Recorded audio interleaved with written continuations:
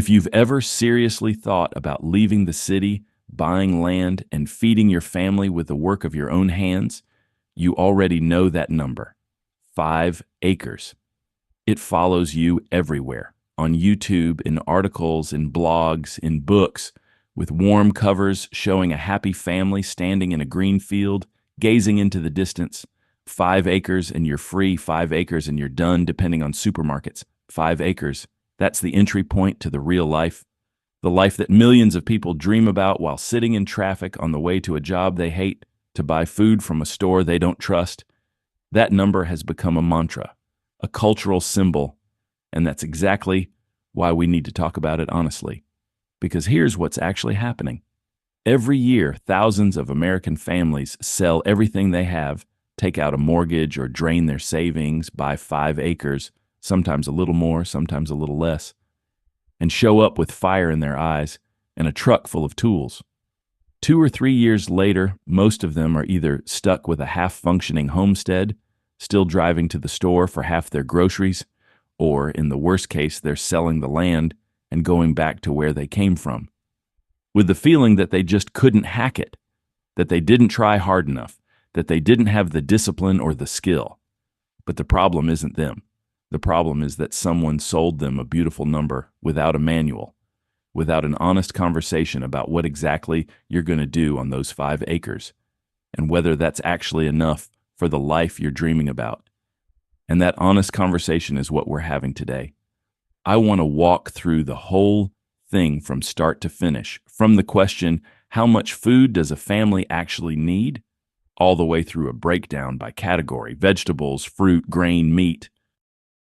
We're going to look at why one animal on your farm can blow up everything you planned, and why another fits perfectly. We're going to talk about rotational grazing, a term that sounds like something out of an agronomy textbook, but in practice literally doubles the productivity of your land. And at the end, a real, honest number, not the one that sounds good in a YouTube title, the one you can actually use as a benchmark when you're buying land. Let's start with the most fundamental question that almost nobody asks at the beginning of this journey. How much food does a family of 4 actually need in a year? According to USDA data, the average American consumes about 1,996 pounds of food per year, nearly 2,000 pounds. That includes roughly 273 pounds of meat, poultry, and fish, 677 pounds of dairy and milk equivalent, about 400 pounds of grain and flour products, almost 400 pounds of fresh and processed vegetables, 270 pounds of fruit, plus oils, sugar, legumes, and everything else. Multiply that by 4 people, and you're looking at roughly 8,000 pounds of food per year. 8,000 pounds of food that needs to be grown, preserved, processed, and cooked on your 5 acres. Right now, most people hearing that number say to themselves, well, we're not going to eat as much meat as the average American, or we'll cut the grain and eat more vegetables. And honestly, that's the right instinct. But you still have to calculate it honestly, not just declare it. Because when you live on a farm and work with your hands physically every single day, your caloric expenditure goes up significantly compared to an office lifestyle, and so does your appetite. So let's count by category. We'll start with what works really well on 5 acres and gradually move toward where the real problems begin. Vegetables are the absolute champion of land use efficiency. This is where homesteading historically begins, and for good reason. A family of 4 eating a varied diet consumes around 400 pounds of fresh and processed vegetables per year. That's a lot, but not in terms of the land required. On a well-prepped bed with proper crop rotation and mulching, you need about 1/3 of an acre to cover that need entirely, with plenty left over for preserving and storage. 3,500 square feet under intensive production can yield 3,000 to 5,000 pounds of vegetables per season in a mid-latitude climate. But even here, there are nuances nobody talks about. The productivity gap between different crops is enormous, and that's not a small detail, it's fundamental. Potatoes are a calorie bomb in terms of land efficiency. 100 square feet managed properly yields 300 to 500 pounds of potatoes. That's thousands of calories from a tiny patch of ground. Potatoes were the main hedge against starvation for peasant families around the world, not because they're delicious, but because they work. Beans are another record holder. They fix atmospheric nitrogen, meaning they literally improve the soil while they grow, and yield 100 to 200 pounds from the same small patch per season with a double planting. Zucchini and winter squash take up more space, but they produce massive volumes, 200 to 300 pounds from a modest plot with minimal effort. By comparison, leafy greens like lettuce or spinach yield far fewer calories per square foot, even though they're nutritionally irreplaceable. The point being, what you choose to grow on a small plot is not a matter of personal taste. It's a strategic decision. Fruit is the next category, and here you need a little more patience and space. An orchard is a long-term investment. Apple trees begin to produce well in their third or fourth year after planting, cherries in the second or third, pears in the fourth or fifth. Berry crops, strawberries, raspberries, currants, give you a first real harvest in the first or second season, and they're one of your best options for a fast start. On an acre and a half to 2 acres, thoughtfully planned with a mixed orchard and berry patches, within 5 to 7 years, you'll be producing more fruit than a family of 4 can eat fresh, with plenty left over for preserving, cider, jam, and drying. This fits on 5 acres. It's genuinely achievable. Now, grain, and this is where the first serious reality check kicks in. The average American family consumes about 400 pounds of grain products per year: bread, flour, cereals, pasta, tortillas. To grow 400 pounds of wheat, you need somewhere between a third and half an acre. That's a manageable footprint, but there are several caveats, and each one matters. First, grain is harvested once a year, and harvesting it requires equipment, at minimum a hand sickle and a manual or mechanical thresher. This isn't a garden where you harvest gradually. There's one window, and you cannot miss it. Second, storing grain is its own discipline. Moisture, pests, temperature. Improperly stored grain can rot or be destroyed by weevils right in your barn.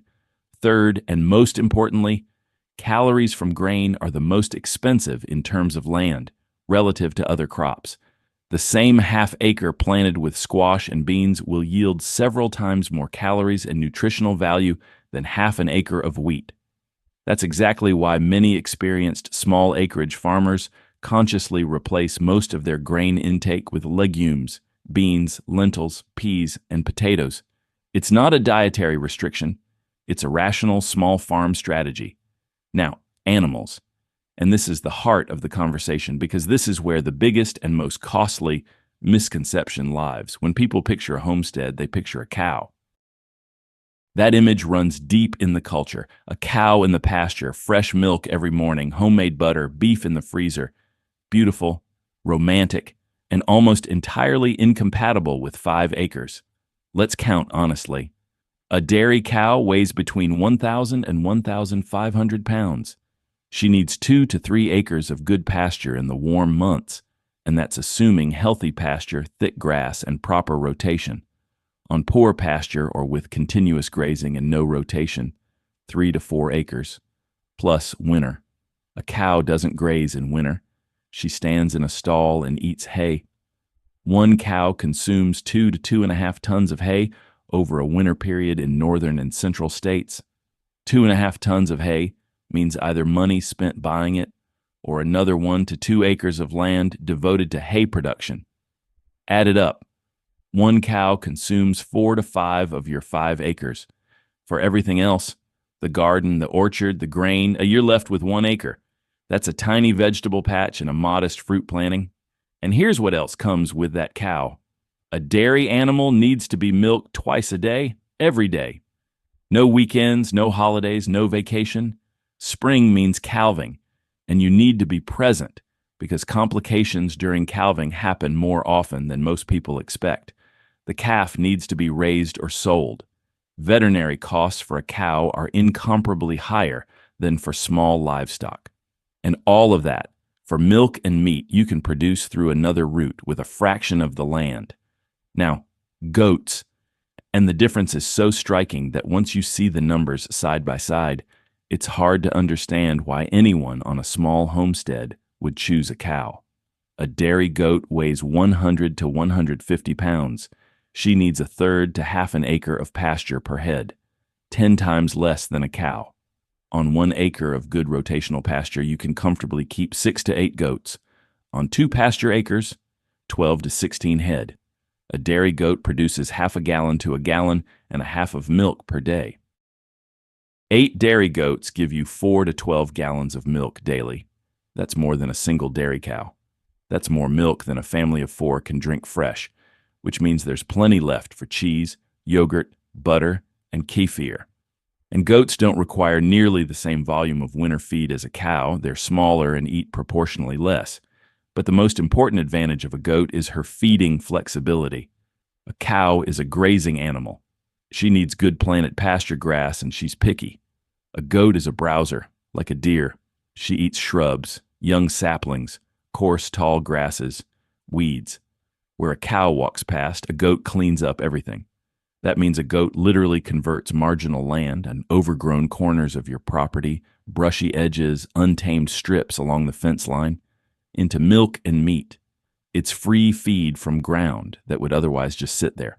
Goats also produce meat, chivan or goat meat. It's an underappreciated product in America, even though globally goat is the single most consumed meat animal in the world. A young buck raised on pasture to 5 or 6 months yields 25 to 35 pounds of meat. If you're harvesting 3 to 4 bucklings from your herd each year, that's 75 to 120 pounds of meat annually, not counting chickens. Sheep occupy roughly the same amount of space as goats, a third to half an acre per head under rotational grazing. They're less prone to escaping than goats, which is a real problem on a goat farm if your fencing isn't high enough. Sheep produce primarily meat and wool. A lamb reaches 80 to 100 pounds of live weight by 6 months, yielding 40 to 50 pounds of dressed meat.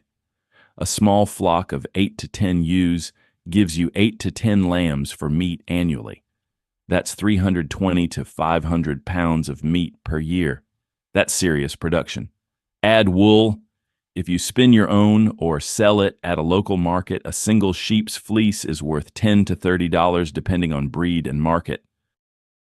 Sheep pair beautifully with goats. They graze differently, working different levels of the grass canopy so they don't compete for feed as intensely as 2 animals of the same species would. A mixed herd of goats and sheep on a properly managed rotational pasture is one of the most efficient models for a small acreage operation. And then there are chickens. If I had to name one animal that every homesteader should start with, this is it. There is no other livestock unit on earth that delivers this much variety of value for this little space. 25 laying hens use about 1/5 of an acre and produce 15 to 20 eggs per day at peak season. For a family of 4, that's complete egg coverage with extra. Eggs are one of the most nutritionally complete protein sources on the planet. Full amino acid profile, fat-soluble vitamins, essential fatty acids. 2 eggs per day per person means a major portion of your protein needs is fully covered from your own land. Meat chickens work differently. The most common broiler breed, the Cornish cross, reaches a harvest weight of 6 to 7 pounds in just 8 weeks. 8 weeks is the fastest production cycle of any farm animal. Put in a batch of 100 chicks, and 8 weeks later, you have 400 to 500 pounds of meat in the freezer. Over a single season from May through October, you can run 3 to 4 batches, yielding 1,200 to 2,000 pounds of chicken per year. That's more than enough for a family of 4, with a cushion. But the smartest thing you can do with meat chickens on a small homestead is the pasture trailer system, sometimes called chicken tractors or Salatin-style pen systems. These are portable wire enclosures that get moved across the pasture following your larger livestock. Goats pass through first. They graze the upper layer of vegetation. The chickens follow. They peck out parasite larvae from the manure, eat remaining insects and beetles, scratch and spread the manure evenly across the surface. The chickens get free protein from the bugs and use less purchased feed. and the land behind them recovers faster because it's been fertilized and cleared of larvae. This isn't theory, it's a working system used by thousands of small farms across America right now. This system is what's called multi-species rotational grazing, and it is the single biggest answer to the question of how to get the most out of 5 acres. According to several studies, properly implemented rotational grazing with divided paddocks and scheduled rest periods increases pasture productivity by 40% compared to continuous grazing on the same ground. 40% is not a small bonus. That's the difference between a farm that's barely keeping its animals fed and a farm that produces with room to spare. What does this look like in practice? You take 2 acres of pasture and divide it into 10 paddocks of roughly 8,700 square feet each. Your animals, goats, sheep, chickens, enter the first paddock. They graze it for 3 to 5 days, then you move them to the next one. The first paddock rests for the next 30 to 40 days. During that time, the grass recovers fully. The life cycle of most pasture parasites is broken because the larvae die before the livestock returns to that section. Soil that rests regularly and receives manure becomes richer year after year. Grass roots deepen, water retention increases, and the biological diversity of the soil microbiome grows. After 5 years of this management, the same pasture can support 1.5 to 2 times as many animals as it did in year 1, on the exact same acreage. Let's pull it all together into one picture. 5 acres of well-planned homestead land might look something like this. 1/3 of an acre.